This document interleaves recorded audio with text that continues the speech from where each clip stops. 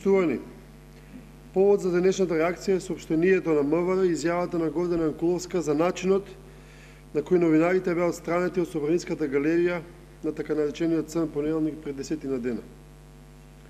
Срамно и недолично, но и очекувано е што сите наредбодавци на режимското насилство во Собранието се обидуваат да ја сокријат вистината.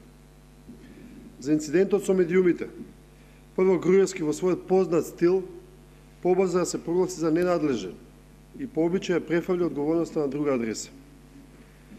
Трајко Велјановски глумеше наивност, обидувајќи се своите наредби да ги представи како проценка на собраницкото обезбедување.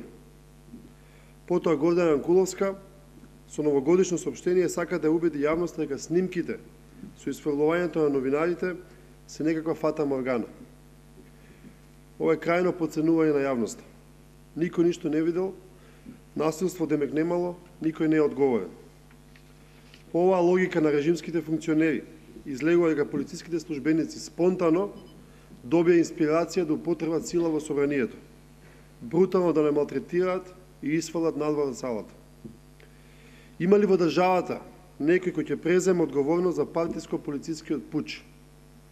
Ваквиот пристап на најповиканите да ги туркаат проблемите под тепих само ја подкрепува констатацијата дека Македонија веќе не е демократска држава. Самиот факт што Груевски со своите најблиски соработници ја кријат вистината, која е очигледна за сите, е најдобра потврда дека тие од овие методи на диктатура немаат намера да се откажат. Затоа да нема никој дилеми, ние продолжуваме со нашите активности за враќање на демократијата кај граѓаните.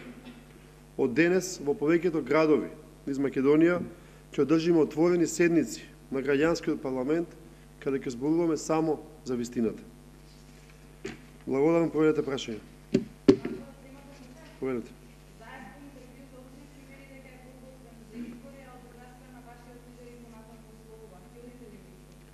Значи, тоа не е нашиот лидер дека понатаму условува, ставот на партијата дека нема да одиме на избори. Условите кои што се спомнуваат, гледам дека јас сум цитиран Изаев, беа важечки до пред црниот понеделник кога се случи насилството во собранието и со пратениците и со новинарите. Претходните услови, се сеќавате, беше избирачки список и препораките на ОПСИ одиха, кои што власта не ги прифаќаше. Од тој ден, од тој понеделник, тие услови веќе стануваат ирелевантни во ситуација која имаме диктаторски режим кој што не може да организира нормални, слободни, фер избори. Затоа, повторувам, ние на следните избори нема да учествуваме. Воопшто нема да учествувате без оглед на тоа дали ќе стане збор за некоја измена во изборната регулатива? Таа измена, како еден од предусловите што беше пред понеделникот дадена, беше важечка до понеделникот. Сега веќе сме во ситуација кога имаме ненормална ситуација во Република Македонија. Било каква регулатива, било какви избирачки списоци паѓаат во вода во контекст на оно што се случи во понеделникот. Оваа власт не може да организира фер и слободни избори. И тоа веќе на сите ми е јасно. Затоа ние нема да одиме на избори.